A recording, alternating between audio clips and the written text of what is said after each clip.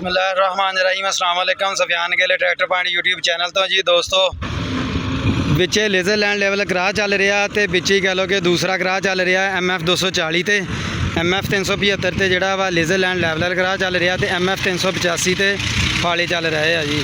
हाल 11 के कल्टीवेटर आ टोबे के बने हुए तो दिखाने का मकसद ये सीगा जी दोस्तों इस वड्ड दे विचों ना पूरे विगे दे विचों इन्हां ने मिट्टी चुकाई सी क्रेन दे नाल दोस्तां ने तो आह साइड जी ज़्यादा नीवीं सी तो आह साइड ज़्यादा उच्ची सी तो फिर कह लो कि करा नाल मिट्टी खिच खिच इस साइड तो मिट्टी इन्होंने पूरी की है तो फालियां नाल बाह थां जी करा ना उधरों खिच के मिट्टी इधर पूरी की है तो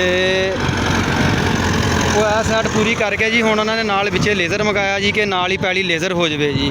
तो कल्टीवेटर भी चल रहे हैं तो दूसरे पासे जी MF 240 नाल उधरली साइड तो मिट्टी भी पूरी कर रहे हैं भाई हुणी।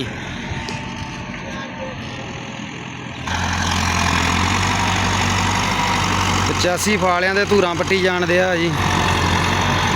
अपने मियाँ बलाल साहब चला रहे हैं भाई शफीक वाला ट्रैक्टर आ।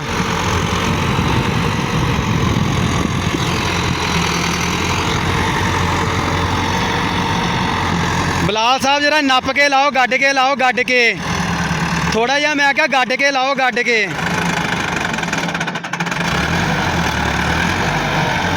पता तो लगे 85 किन्ना का किन्ने का पानी चा।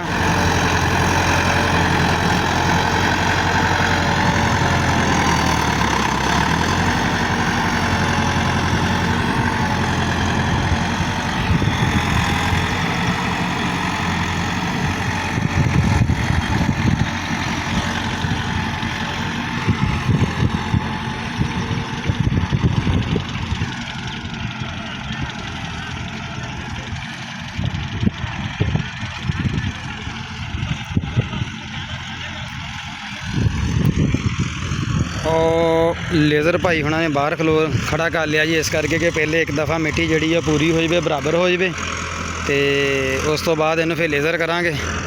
तो और साफ होने वाला ट्रैक्टर भी कोल ही खड़ा जी उर्सस 2812 सड़क पर खड़ा किया भाई हुणा ने। ये ट्रैक्टरां दा तो माशाअल्लाह कह लो कि इत्थे रश लगा वा।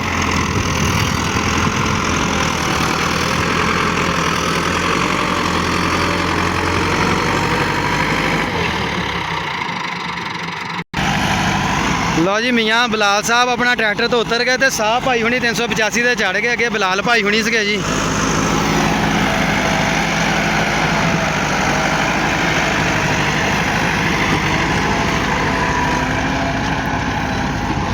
बलाल भाई तुसी किहड़े गेयर च चला रहे सके दूजे च क्या तीजे च दूजे दे विच ठीक हो गया।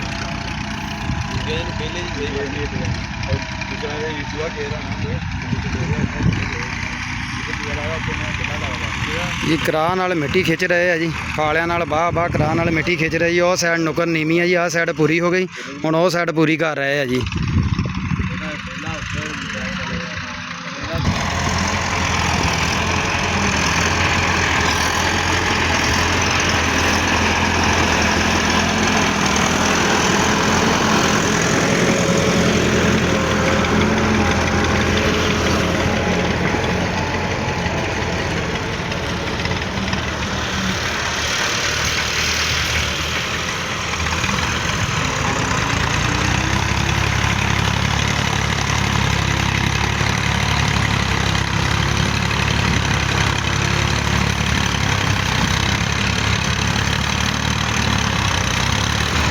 क्या बात है जी 240 की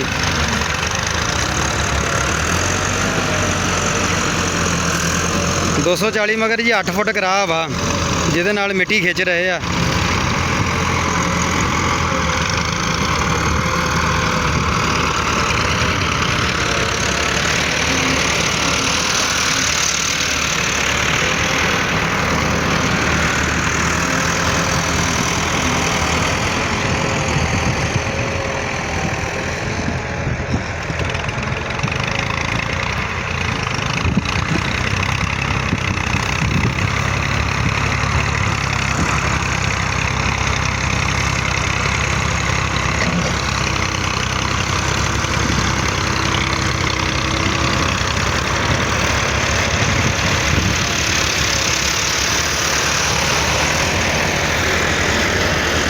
ਆ ਨਾਲ ਹੀ ਭਾਈ ਹੁਣਾਂ ਨੇ 75 ਵਾਟ ਦਿੱਤਾ, ਲੇਜ਼ਰ ਚਲਾਤਾ ਸ਼ੁਰੂ ਕਰ ਦਿੱਤਾ ਜੀ ਨਾਲ ਹੀ।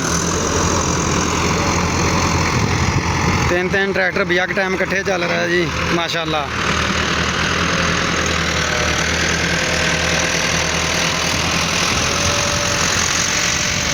ਲਓ ਜੀ ਕਰਾਹ ਵਾਲਾ ਤੇ ਬਾਹਰ ਖੜਾ ਕਰ ਦਿੱਤਾ ਭਾਈ ਹੁਣਾਂ ਨੇ MF 240 ਜੀ, ਤੇ ਆਪਣਾ ਜੀ MF 375 ਤੇ 385 ਜਿਹੜਾ ਜੀ ਉਹ ਵਰਕ ਕਰ ਰਹੇ ਆ।